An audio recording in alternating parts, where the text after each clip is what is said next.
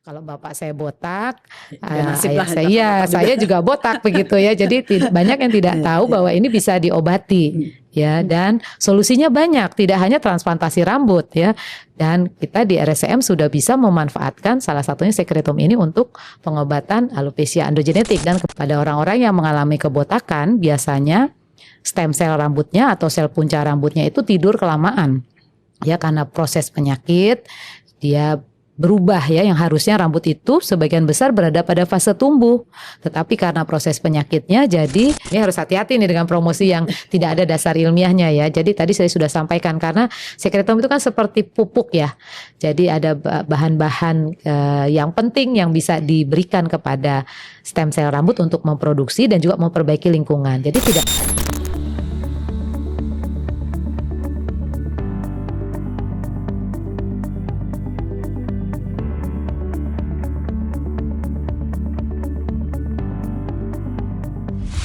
Halo Sobat Sehat RSCM, selamat datang kembali di podcast Kesehatan RSCM. Tempat kita membahas masalah kesehatan dan solusinya bersama saya Dr. Syahnas Nadia Yusar Yahya, spesialis dermatologi, venerologi estetika, subspesialis dermatologi, kosmetik, dan estetika. Saat ini banyak sekali orang-orang yang mulai memperhatikan tentang kesehatan kulit, rambut, dan bukan hanya saja untuk penampilan, tapi juga untuk bagian dari kualitas hidup. Salah satu terapi yang sedang banyak diperbincangkan adalah sekretom, yang disebut-sebut sebagai dapat membantu mengatasi kerontokan rambut dan juga sekaligus memperbaiki tanda-tanda penuaan kulit. Namun, apa sih sebenarnya sekretom itu? Apakah terapi ini aman? Bagaimana cara bekerjanya, dan benar nggak sih hasilnya itu bisa membuat kulit kita lebih muda dan rambut tumbuh kembali. Nah, untuk menjawab berbagai pertanyaan tersebut, hari ini hadir narasumber kita, Profesor Dr. Lili Legiawati, spesialis dermatologi, venerologi, dan estetika, subspesialis dermatologi, kosmetik, estetika. Halo Prof. Lili, apa kabar? Selamat pagi Dr. Nadia. Terima kasih ya sudah datang di podcast RSCM. Terima kasih untuk kesempatannya Dr. Nadia. Iya, baik. Mengenal sekretom. Nah, jadi istilah sekretom itu kan sebenarnya masih agak asing ya. Banyak yang belum tahu apa itu sekretom ya. Nah, sebenarnya apa sih itu sekretom, Prof. Lili? Dan juga sekalian bagaimana sekretom itu bekerja dalam tubuh kita sehingga dapat membantu proses regenerasi kulit maupun rambut. Baik, terima kasih ya. Jadi tentang sekretom ya Dr. Nadia, ini memang sedang in ya di masyarakat ya, dan juga banyak pasien yang sedang mencoba mencari solusi untuk berbagai masalah di bidang dermatologi, khususnya untuk masalah kebotakan dan kerontokan rambut. Jadi sekretom itu sebenarnya adalah produk turunan dari sel punca atau stem cell ya. Mungkin sudah familiar dengan istilah sel punca. Ini sel punca banyak sekali dimanfaatkan untuk berbagai penyakit-penyakit yang saat ini masih menjadi kendala di dalam pengobatannya. Nah, di dalam proses pembuatan sel punca ya, di dalam proses kultur di laboratorium, itu dibutuhkan media ya, media culture ya, condition medium kita sebutnya. Nah, di dalam condition medium ini banyak sekali dilepaskan faktor-faktor yang sangat bermanfaat ya. Jadi faktor-faktor itu bisa berupa protein, bisa berupa faktor pertumbuhan ya, bisa berupa sitokin yang dilepaskan oleh si sel punca ke dalam media culture. Ya, media kultur itu. Nah, media kultur itu yang nanti selanjutnya dikenal dengan istilah sekretom. Ya, sekretom. Nah, kalau boleh secara ringkas kita sebutkan, jadi sekretom itu seperti sebagai paket yang lengkap ya. Jadi kalau kita ngirim surat di situ, di dalam paket itu ada hal-hal yang penting ya, yang esensial di dalam paket atau surat tersebut ya. Jadi ada isi suratnya ya, misalnya protein di dalamnya, ada tadi faktor-faktor pertumbuhan, kemudian juga ada sitokin ya, dan di dalamnya juga ada seperti carrier ya, carrier molekul atau dia sebagai kurir ya, sebagai kurir yang nanti akan menyampaikan sinyal-sinyal komunikasi yang penting ya antara sel yang satu dengan sel yang lain. Jadi misalnya di rambut misalnya sebagai contoh ya, pada orang-orang yang mengalami kebotakan biasanya stem sel rambutnya atau sel punca rambutnya itu tidur kelamaan ya, karena proses penyakit dia berubah ya, yang harusnya rambut itu sebagian besar berada pada fase tumbuh, tetapi karena proses penyakitnya jadi fase tumbuhnya jadi lebih sebentar, lebih sedikit, lebih tidak panjang. Atau bahkan berhenti. Iya, betul, atau akan berhenti. Bisa juga karena proses peradangan yang terjadi. Nah, itu jadi stem selnya tidak memproduksi sel-sel rambut yang baru. Nah, dengan diberikan sekretom, diharapkan tadi ada molekul-molekul, ada tadi ya seperti kurir yang akan memperbaiki tadi komunikasi antara sel yang satu dengan sel yang lain. Proses peradangannya juga dihentikan ya, dan tadi ada stimulasi atau rangsangan langsung ya ke dalam sel stem sel rambut yang tadi kebanyakan tidur atau kelamaan tidur, sehingga dia akan memproduksi sel-sel rambut yang baru. Itu yang barangkali ya yang bisa menjelaskan bagaimana sekretom itu bisa memperbaiki kebotakan atau kerontokan rambut seperti itu. Baik, Prof. Kalau begitu, jadi sebenarnya berbeda ya antara sekretom dengan sel punca ya. Baik, Betul. apa saja sih penyebab kerontokan rambut yang paling sering ditemukan? Baik, jadi dari penelitian yang kita lakukan di RSCM, kita pernah melakukan penelitian di tahun 2020, tapi waktu itu kita kerjakan retrospektif tadi ya. Jadi kita ambil data 3 tahun terakhir dari 2019-2021 kunjungan pasien-pasien kita yang berobat ke poliklinik dermatologi kosmetik. Ternyata yang paling banyak Dr. Nadia itu adalah jenis kebotakan 3 terbesar ya, yang tidak menyebabkan sikatriks atau jaringan parut di kulit kepala ya. Kita sebutnya non sikatrikal ya, yaitu yang pertama adalah alopecia areata. Jadi alopecia areata ini adalah kebotakan yang didasari dengan proses autoimun. Jadi autoimun itu sel rambut tidak dikenal oleh sel-sel imun kita, jadi justru dihancurkan ya. Itu contohnya ya yang kita banyak temukan, alopecia areata. Kemudian kunjungan kedua yang terbanyak adalah alopecia androgenetik. Nah, alopecia androgenetik ini sebenarnya kalau dari studi-studi di luar negeri dan studi kita sebelumnya, kita juga pernah penelitian di 2013, itu justru yang paling banyak, dan di masyarakat kita itu sebenarnya paling banyak adalah alopecia androgenetik ya. Alopecia androgenetik atau kebotakan berpola sering disebut juga ya. Jadi seperti apa alopecia androgenetik? Itu kebotakan yang disebabkan oleh berbagai faktor. Yang paling banyak kalau pada laki-laki adalah peranan dari hormon androgen ya. Jadi kalau laki-laki bapaknya botak, nah anak laki-lakinya biasanya juga akan botak ya, faktor genetik. Kemudian ada juga faktor-faktor lainnya yang berperanan, diantaranya faktor inflamasi ya, kemudian juga faktor vaskularisasi atau aliran darah ya ke dalam folikel rambut itu juga berperanan. Nah, sebenarnya kebotakan ini itu bisa diobati ya, tetapi kebanyakan di masyarakat mitosnya ya udah pasrah lah. Kalau bapak saya botak, ayah saya juga botak begitu ya. Jadi banyak yang tidak tahu bahwa ini bisa diobati ya, dan solusinya banyak, tidak hanya transplantasi rambut ya. Dan kita di RSCM sudah bisa memanfaatkan salah satunya sekretom ini untuk pengobatan alopecia androgenetik dan kebotakan-kebotakan yang lainnya. Kemudian yang ketiga yang terbanyak juga adalah telogen effluvium ya. Telogen effluvium ini kalau masa COVID-19 mungkin masih ingat ya Dr. Nadia ya.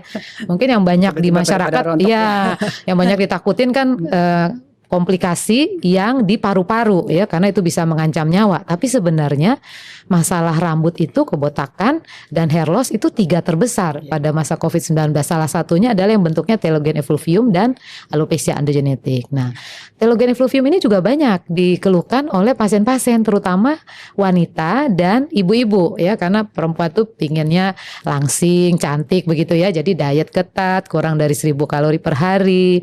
Kemudian juga ada sekarang banyak juga intermittent fasting yang tidak memperhatikan pada saat dia makan, dia tidak memperhatikan asupan nutrisi betul, karena biar bagaimanapun rambut itu butuh nutrisi untuk pertumbuhannya.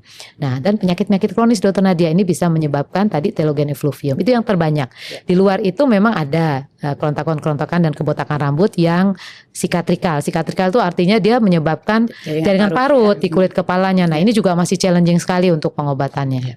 Ya. Baik. Jadi penyebabnya bukan hanya satu ya, bisa ada terutama tadi 3 tipe tersebut. Nah, pada kondisi seperti apa sekretom itu dapat digunakan untuk mengatasi kerontokan atau kebotakan rambut tersebut? Ya, baik. Jadi nanti untuk kebotakan yang 3 terbanyak yang sifatnya non sikatrikal tadi ya, tidak menyebabkan jaringan parut, itu manfaat dari sekretom sangat bagus ya. Jadi dari penelitian yang kita kerjakan di RSCM, kita sudah sempat beberapa kali nih pada masa COVID, orang takut semua, kita banyak meneliti ya dengan sekretom. Itu sangat bermanfaat untuk kasus-kasus kebotakan yang non sikatrikal. Penelitian kita pada kasus alopecia androgenetik atau kebotakan yang berpola, yang studi pertama kita melakukannya sebanyak 3 kali suntikan ya, jaraknya 2 minggu selama 6 minggu, itu hasilnya cukup bagus Dokter Nadia.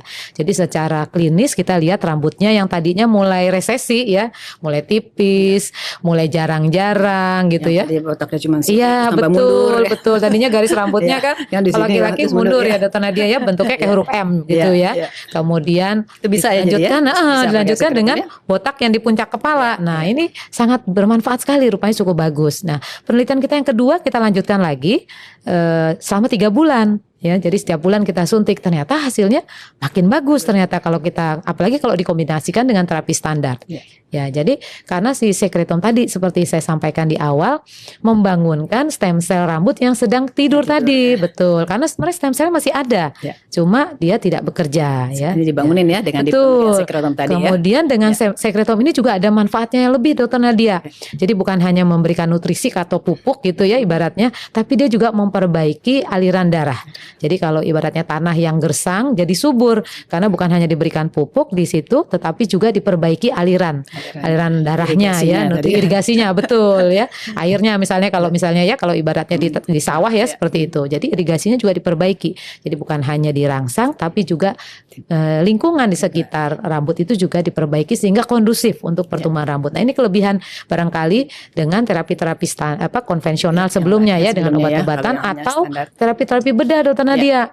Karena kalau dengan transplantasi rambut misalnya ya, itu kan bedah operasi ya. Jadi pasien juga banyak yang itu kan dipindahin ya, Prof, dari yang bagian yang di belakang biasanya dipindahin ke daerah yang Dokter tadi. Nadia. Oke, tapi jadi sekretom kelebihannya sekretom tadi tentu tidak perlu tindakan bedah. Jadi downtime periodnya pasti tidak lama ya, sebentar sekali, selesai pulang juga habis disuntik pasien udah bisa bekerja aktivitas lagi. Kemudian tidak ada batasan sebenarnya. Jadi selama rambutnya masih bagus, pasien masih ingin melanjutkan terapi sekretom, itu bisa kita kerjakan untuk sebagai perawatan ya, betul, Prof, ya? Betul sekali. Kalau transplant tentu tidak boleh dilakukan sering-sering. Misalnya kalau dilakukan di atas 2000 folikel, itu biasanya kita tidak anjurkan lebih dari 2 kali. Mengapa? Karena daerah donornya itu tidak akan tumbuh rambutnya. Tentu nanti jadi malah botak di belakang di daerah donor ya. Jadi malah mindahin botak aja. Jadi nggak bagus kan? Yang di depan bagus rambutnya, tapi di daerah donor pitak-pitak ya. Baik. Jadi bagaimana sih Prof cara pemberian terapinya ini untuk sekretom pada kerontokan atau kebotakan rambut? Ya, jadi biasanya pasien kita anjurkan untuk berkonsultasi terlebih dahulu Dokter Nadia ya, karena tadi kan tidak semua kebotakan rambut itu ideal untuk terapi sekretom. Tentu harus kita tegakkan diagnosis ya. Apa masalah kebotakan rambut atau kerontokan rambut yang dialami pasien. Jadi datanglah berkonsultasi kepada dokter spesialis dermatologi, venerologi dan estetika. Ya, kita di RSCM Kencana, di Polimadia juga sudah bisa melayani untuk konsultasi tentunya. Dan untuk terapi sekretomnya sendiri.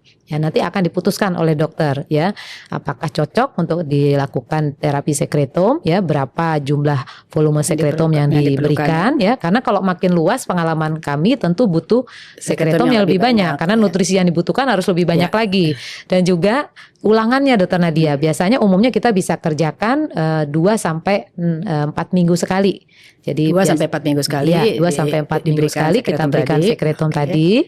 Itu jaraknya ya. Jaraknya terus selama berapa kali? Nah, lamanya sangat bervariasi dengan luasnya area kebotakan. Jadi kalau kisarannya mungkin ada yang cukup 2 kali 3 kali, kalau yang tidak terlalu luas kebotakannya bahkan bisa sampai 5-6 kali kalau yang botaknya cukup luas. Seperti itu Dokter Nadia. Itu biasanya pasien sudah cukup mendapatkan beda-beda hasil. Ya setiap pasien ya, betul, kita melihat betul sekali. responnya. Ya. Oke, nah kemudian berapa lama nih pasien biasanya tadi bisa melihat hasilnya?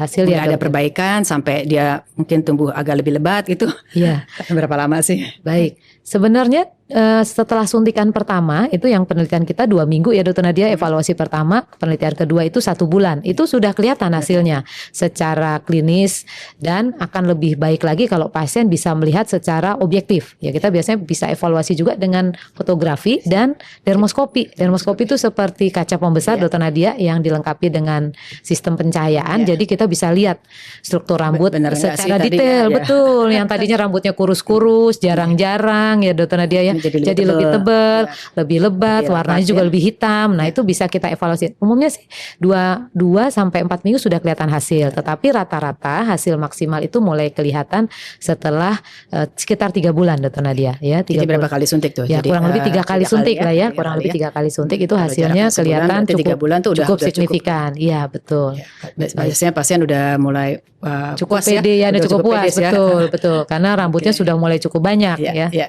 Tapi sebenarnya berapa lama sih pasien ini boleh tadi melakukan terapi sekretom ini? Ya, baik. Jadi sebenarnya terapi sekretom itu tidak ada batasan ya, Dokter Nadia. Itu salah satu kelebihannya ya. Jadi misalnya 3 bulan dia udah puas, udah mulai tumbuh, dia tetap boleh nerusin nggak? Boleh. Jadi kalau seandainya pasien melihat, wah ini kelihatannya cukup bagus, tapi saya masih ingin lebih bagus lagi gitu ya. Mungkin masih ada beberapa area yang kelihatan belum maksimal pertumbuhannya, masih bisa kita lanjutkan. Sampai kapan tuh? Nah, sebenarnya nggak ada batasan, Dokter Nadia. Tetapi rata-rata memang 3 sampai 6 kali tuh pasien sudah cukup puas. Nah, pengalaman saya karena sekretom ini kan juga seperti pupuk ya. Jadi makin lama dia akan dimetabolisme oleh tubuh kita akan habis. Nah, rata-rata dari penelitian yang pengamatan ya, ini kita belum peneliti, kita masih penelitian jangka panjang, kita perlu evaluasi lebih lanjut. Rata-rata dari pasien-pasien yang sudah kita terapi itu sekitar 5-6 bulan itu kelihatannya perlu touch up. Perlu touch up. Jadi perawatan ya kayak betul, maintenance gitu ya. Maintenance, betul. Mungkin perlu pupuk maintenance. kan juga mesti diberi bukan cuma sekali aja ya. Betul. Ini jadi juga perlu ya buat berkesinambungan ya, Dokter Nadia ya, betul. Nah, untuk yang perawatan lanjutan itu maintenance tersebut apakah tadi 2-3 kali lagi, kemudian nanti stop lagi, atau cukup sekali lagi pada saat perawatan yang maintenance-nya? Betul. Jadi pada dasarnya tidak ada panduan yang saklek ya. Jadi kita bisa sesuaikan dengan kebutuhan pasien. Kalau pasien lihat, saya tuh 2 kali aja udah bagus nih, Prof. Touch up, ya sudah kita selesaikan di 2 kali. Tapi ada juga pasien yang happy, saya pengen lagi sekali lagi, 2 kali lagi, 2-3 kali lagi nggak apa-apa deh. Saya karena ngelihat hasilnya cukup memuaskan gitu. Boleh, Dok. Jadi bisa tapi kita dari awal sudah dikasih tahu ya bahwa bukan cuma sekali, tapi akan ada touch up, atau maintenance tadi. Ya, baik. Nah, apakah terapi sekretom ini dapat menumbuhkan rambut di area yang sudah mengalami kebotakan udah lama? Tadi kan kalau zaman dulu botak udah pasrah dia udah mungkin bertahun-tahun diamin aja. Itu kalau yang kayak gitu nggak bisa tumbuh lagi, atau sebenarnya yang udah lama gitu masih ada harapan? Masih ada harapan berita sekretom ini masih betul. Bisa ya? Selama kebotakannya yang tipenya non sikatrikal tadi, Dokter Nadia. Jadi justru sekarang ini banyak kita kedatangan pasien-pasien yang botaknya bukan yang ringan-ringan, Dok. Kalau yang botaknya masih ringan-ringan biasanya mereka masih belum mencari pertolongan ya. Jadi yang sekarang ini banyak kedatangan pasien-pasien yang botaknya sudah luas. Udah parah ya, udah luas, udah lama pula lagi ya. Iya, dan sudah lama, udah bertahun-tahun. Masih bisa ya, dia udah kesana sini nyari pengobatan nggak berhasil-berhasil. Nah, jadi berita baiknya bisa, Dok. Jadi bisa, untuk yang kebotakan sudah kronis pun masih ada harapan untuk diperbaiki kebotakan. Dan bisa dilakukan di RSCM ya. Betul, bisa dilakukan di RSCM. Gak usah jauh-jauh ke luar negeri, Dokter Nadia. Baik. Nah, Prof, sebenarnya apa sih yang terjadi pada kulit pada proses saat proses penuaan itu berlangsung? Pada proses penuaan ya. Jadi ini agak berbeda sedikit dengan dengan rambut ya. Soalnya tadi kan sekretom katanya Prof bisa untuk kerontokan rambut, tapi juga bisa untuk mengatasi penuaan kulit. Ya, betul. Jadi ini memang suatu yang sangat menggembirakan ya, Dokter Nadia, terutama kita ya dokter-dokter kulit ya, karena beberapa masalah di bidang dermatologi bukan hanya di rambut ya, terutama masalah skin aging itu pasti masih menjadi sesuatu yang sangat dirindukan pasien ya untuk bisa diperbaiki ya, betul. Jadi untuk skin aging ini ternyata juga sangat bermanfaat ya. Saya banyak studi juga dengan teman-teman di RSM, salah satu Dokter Nadia nih studinya untuk skin aging. Dengan memakai sekretom ya? Betul, dengan memakai sekretom hasilnya juga sangat baik. Jadi kalau kita ketahui pada skin aging itu ada 3 kan ya kelainan utama. Yang pertama kulitnya biasanya kering. Kemudian yang kedua biasanya pigmentasinya tidak merata ya, ada blotchy-blotchy, ada yang lebih putih, ada yang lebih hitam, flek-flek ya, betul. Kemudian yang ketiga biasanya ada segi-begi ya, Dokter Nadia, mulai ada kerut-kerut halus, bahkan kerut yang dalam. Nah, sekretom ini ternyata dari studi awal yang kita kerjakan ada 2 penelitian ya, Dokter Nadia ya, kita di RSCM, dan juga akan berjalan juga satu lagi untuk flek ya, untuk melasma. Itu hasilnya cukup bagus. Jadi hidrasi kulitnya diperbaiki. Jadi lebih moist ya, moist, tetapi tidak berminyak gitu ya. Jadi pasien jadi yang tadi kulitnya kering jadi merasa kok enak ya, jadi lebih lembab. Kemudian juga pigmentasinya juga sangat bagus ya. Jadi blotchy-blotchy-nya, hiperpigmentasi tadinya itu yang belang-belang putih atau belang hitam itu juga sangat Bisa berkurang ya? betul. Nah, untuk kerut-kerut halus juga ada perbaikan, tetapi kalau yang sudah segi-begi dalam, nah itu mungkin butuh tambahan modalitas anti aging yang lain ya. Baik. Oke, jadi itu tadi ya Prof ya, Iya. apa namanya tanda-tanda penuaan kulit yang dapat dibantu dengan sekretom ya. Iya, baik. Nah, bagaimana sekretom itu dapat membantu meningkatkan kualitas dari kulit yang menua tadi? Oh, untuk skin aging ya Dokter Nadia ya. Kulit menua. Ya, baik. Jadi di dalam sekretom tadi saya sudah sampaikan ada berbagai macam ini ya bahan-bahan yang penting tadi kan ya, ada sitokin, kemudian juga ada faktor-faktor pertumbuhan Tadi ya. dan juga ada juga protein-protein. Ya, jadi untuk pigmentasi misalnya di dalam sekretom tadi ada faktor pertumbuhan yang bisa menekan produksi dari pigmen melanin yang mewarnai kulit kita ya di situ. Kemudian juga tadi juga vaskularisasi atau aliran darah ke kulit yang mengalami penuaan itu juga diperbaiki ya dengan sama seperti tadi waktu di sekali. kepala untuk rambut ini juga vaskularisasi juga aliran darahnya di kulit ini juga betul. diperbaiki, Kemudian ya. juga ini dok memperbaiki juga kadar air yang ada di dalam kulit kita sehingga tidak mudah menguap dan juga tadi kulit kita juga lebih mampu untuk menahan airnya sehingga Ya. tadi menjadi lebih lembab moist ya, lebih Dok. moist ya, Betul. lebih lembab ya. Baik. Oke. Nah, apakah terapi ini juga dapat membantu mengurangi kerutan halus, kulit kusam, kemudian juga elastisitas yang menurun? Tadi Betul. kalau untuk kerutan tadi bisa ya Prof ya? Bisa, tetapi ya, tadi mungkin kata- kalau yang dalam sekali mungkin perlu ditambah ya dokter ya. Jadi memang kan kalau skin aging kalau kita lihat itu ada gradasi ya dokter Nadia ya. Ada yang ringan, ada yang berat. Ya. Kalau makin berat tentu segi-beginya juga makin berat ya dokter Parah Nadia ya. ya. Kerutnya juga makin berat. Nah untuk kasus-kasus yang skin agingnya barangkali untuk kerutnya ya, untuk yang segi-beginya tidak terlalu dalam, kerut-kerut halus itu bisa diperbaiki, dengan sekretom ya. Selain tadi faktor pigmentasi ya. Atau flek dan juga kelembapan kulit. Kusam juga tadi Ya, bisa ya. kusam, Oke, betul. baik. Terima kasih Prof. Nah, kemudian terapi sekretom ini sebenarnya bisa nggak sih dikombinasikan dengan tindakan atau perawatan estetika lainnya? Nah, tentu bisa dokter Nadia. Jadi berita baiknya sekretom ini kalau dikombinasikan dengan terapi standar atau modalitas-modalitas lainnya itu sangat meningkatkan efektivitasnya. Sebagai contoh di rambut ya dokter Nadia ya, untuk kebotakan kita ketahui untuk alopecia androgenetik ataupun alopecia areata itu ada pengobatan yang standar ya. yang tetap kita harus tetap berikan dokter Nadia karena jadi tidak tunggal ya? Betul, tidak tunggal. Jadi standar plus betul. Jadi ada terapi yang wajib, pengobatan yang wajib dan itu harus tetap diberikan. Sedangkan sekretom itu kita sebutkannya terapi adjuvan. Jadi terapi tambahan yang kalau diberikan bersama-sama dengan terapi standar bisa meningkatkan efektivitasnya. Betul. Misalnya kita tetap berikan minoxidil nih pada yang kebotakan, betul. Kemudian juga finasterid misalnya ya pada alopecia androgenetik. Pada skin aging misalnya kita bisa juga kombinasi dengan laser misalnya, laser CO2 fractional. Nah ini juga bisa juga kita kombinasi dengan sekretom ya. Atau terapi-terapi topikal betul, juga bisa dengan chemical peel ya kita juga bisa kombinasi. Jadi kita bisa meningkatkan hasilnya kalau terapi sekretom itu dikombinasi dengan terapi standar atau terapi lainnya. Oke. Nah, kalau untuk penuaan kulit tadi berapa lama biasanya hasilnya kelihatan kalau kita tambahkan dengan sekretom tadi? Ya, baik. Sama seperti rambut dokter Nadia. Sebenarnya kita penelitian yang dilakukan itu kita kerjakan selama 3 bulan ya. Waktu bulan pertama kita suntikan itu hasilnya sudah lumayan perbaikan, sudah kelihatan sekali ya. Tapi kita karena penelitian di awal itu kita 3 bulan ya dokter Nadia ya, itu hasilnya sangat bagus sekali. Jadi pengalaman ini kita lanjutkan dengan pasien-pasien kita. Ya biasanya pasien-pasien sudah mulai puas tuh dokter Nadia ya. Suntikan kedua, ketiga mereka melihat perbaikan yang sangat signifikan. Betul.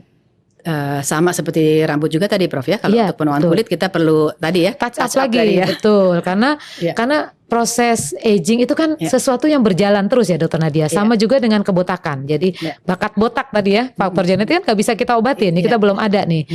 Sekretom tidak di situ tempatnya. Jadi memang harus terus dilakukan touch up atau maintenance, betul. Oke, nah baik Prof. Kalau untuk cara pemberiannya, baik yang tadi untuk kebotakan maupun untuk penuaan kulit, itu gimana sih cara pemberian sekretomnya itu? Ya. Apakah cuma dioles-oles aja atau ada pilihan-pilihan lainnya? Ya, jadi untuk pemberiannya, yang pertama itu kita bisa berikan yang paling banyak ya kita kerjakan dan hasilnya cukup efektif karena langsung ke target sasaran, yaitu dengan kita injeksikan. Disuntik ya, Prof? Suntik intra kulit, jadi intradermal. Kita pakai jarumnya halus.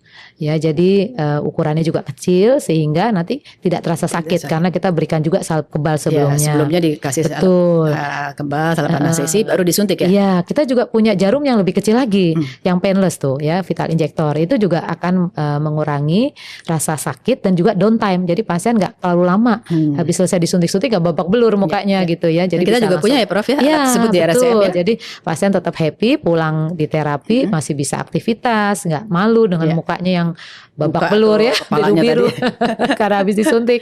Jadi kita bisa injeksi langsung supaya sekretom yang kita berikan langsung mengenai target sasaran ya, di rambut maupun di kulit ya, di kulit wajah misalnya untuk skin aging. Nah, cara lain kita juga bisa kombinasi dengan alat tadi. Tadi Dr. Nadia juga mengerjakan ya, Dr. Nadia ya. Kita bisa mengerjakan menggunakan alat namanya microneedling atau derma roller. Ya, jadi kita pakai buka jarum dulu ya. Betul. Jadi itu ada jarum-jarum yang halus ya Dr. Nadia ya, yang bisa membuka channel-channel di kulit kita supaya sekretom itu masuknya lebih optimal. Atau bisa juga dengan laser ya Dr. Nadia ya, dengan laser CO2 fractional kita bisa kerjakan. Sekretomnya bisa dioles kalau misalnya dia tidak. Tapi setelah harus ada bukaan dulu ya. Tapi kalau misalnya tadi nggak di microneedling atau nggak di laser, nggak bisa ya Prof ya. Sampai sekarang belum ada. Nah, kita lagi akan mungkin ke depan kita akan coba meneliti ya Dr. Nadia. Barangkali nanti ke depannya bisa dalam bentuk krim atau dalam bentuk hair tonic ya. Barangkali bisa juga meningkatkan penetrasi dari sekretom. Mungkin dengan teknologi sekarang di delivery system yang makin canggih ya. Kedepannya kita harapkan pasien bisa aplikasi sendiri Dr. Nadia. Betul. Tapi sementara ini kita pilihannya injeksi ya. Betul. Atau tadi ya dengan dioles, tapi dengan sebelumnya dilakukan microneedling dan atau laser CO2 ya. Fractional. Baik, terima kasih Prof. Baiklah Prof, sekarang kita beranjak ke mitos dan fakta. Baik. Yang pertama, sekretom adalah stem cell yang disuntikan ke tubuh. Ya, jadi di awal sudah sempat saya singgung ya. Jadi sekretom itu produk turunan dari stem cell. Jadi dia bukan stem cellnya sendiri, betul. Karena kalau sekretom itu termasuk kategori yang no cell terapi. Jadi terapi yang tidak mengandung sel. Kalau stem cell itu terapi yang menggunakan sel. Jadi namanya tidak ada stem cell ya. Betul. Jadi ada mengandung selnya. Betul. Jadi kalau sekretom tidak ada selnya, Dr. Nadia, yang dimasukkan. Betul. Baik. Nah, apakah tadi ini kan mitosnya atau fakta sih sebenarnya, orang-orang suka nanya, cukup satu kali seumur hidup, atau mungkin ada yang berpromosi begitu, sekretom cukup terapi satu kali seumur hidup. Nah, ini harus hati-hati nih dengan promosi yang tidak ada dasar ilmiahnya ya. Jadi tadi saya sudah sampaikan, karena sekretom itu kan seperti pupuk ya. Jadi ada bahan-bahan yang penting yang bisa diberikan kepada stem cell rambut untuk memproduksi dan juga memperbaiki lingkungan. Jadi tidak cukup hanya satu kali, betul. Jadi harus tadi dilakukan touch up dan juga prosesnya kalau satu kali saja, apalagi kalau botaknya luas ya tentu tidak cukup, betul ya. Jadi memang harus berproses ya Dr. Nadia segala sesuatunya, betul. Nah, kalau sekretom ini bisa nggak sih untuk semua jenis kebotakan? Nah, baik. Untuk yang non sikatrikal, yang folikel rambutnya masih ada tetapi kelamaan tidurnya, itu bermanfaat Dr. Nadia. Yang non sikatrikal, yang tidak ada jaringan parutnya ya. Betul. Tapi kalau sudah ada jaringan parut, misalnya pada kasus alopecia karena penyakit-penyakit autoimun ya, atau dia karena kecelakaan ya, luka bakar, jadi folikel rambutnya, stem cell rambutnya sendiri sudah nggak ada, sudah rusak. Nah, itu rasanya untuk sekretom tidak efektif lagi, betul. Mungkin satu lagi. Nah, mungkin kedepannya barangkali stem cell itu Dr. Nadia. Nah, kita perlu penelitian ke depannya. Kalau satu lagi boleh nggak sih diberikan untuk anak-anak? Untuk anak-anak sejauh ini belum ada kontraindikasi ya, karena sekretom itu tadi tidak ada bahan-bahan yang berbahaya ya, dan tidak ada selnya. Jadi untuk beberapa pasien, kita sudah ada beberapa pasien anak-anak ya Dok ya, umur 15 tahun, 7 tahun, dan hasilnya cukup bagus ya. Diberikan sekretom ini. Baik. Nah, boleh juga nggak ada orang yang nanya, ini mitos apa fakta nih? Iya.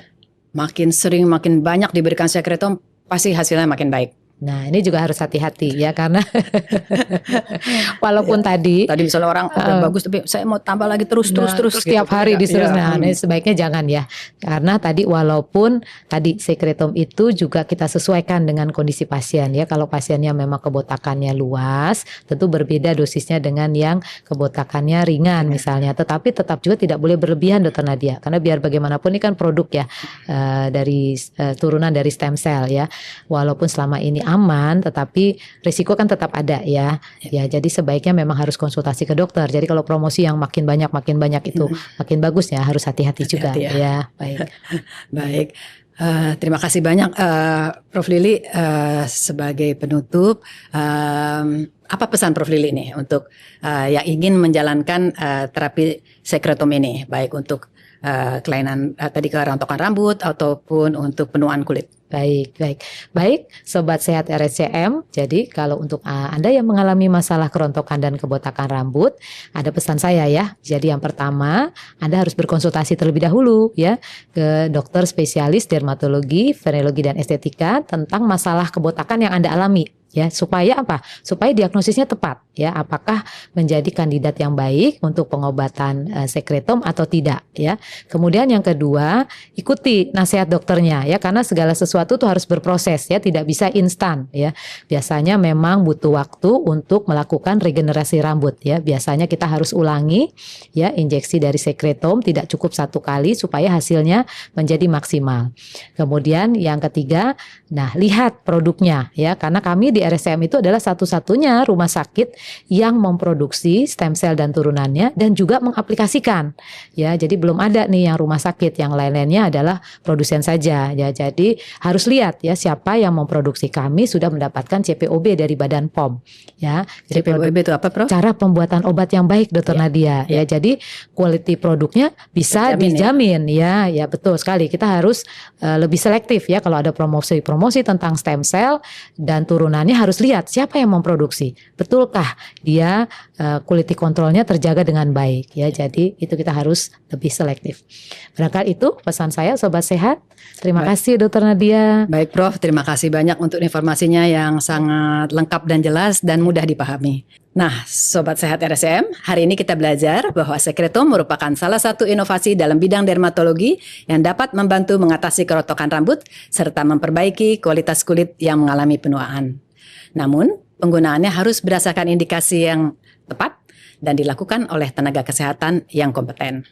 Semoga informasi ini bermanfaat dan menambah wawasan Anda dalam menjaga kesehatan kulit dan rambut. Saya, Dr. Syahnaz Nadia, pamit undur diri. Sampai jumpa di podcast kesehatan RSCM berikutnya. Salam sehat. Salam sehat, Sobat RSCM.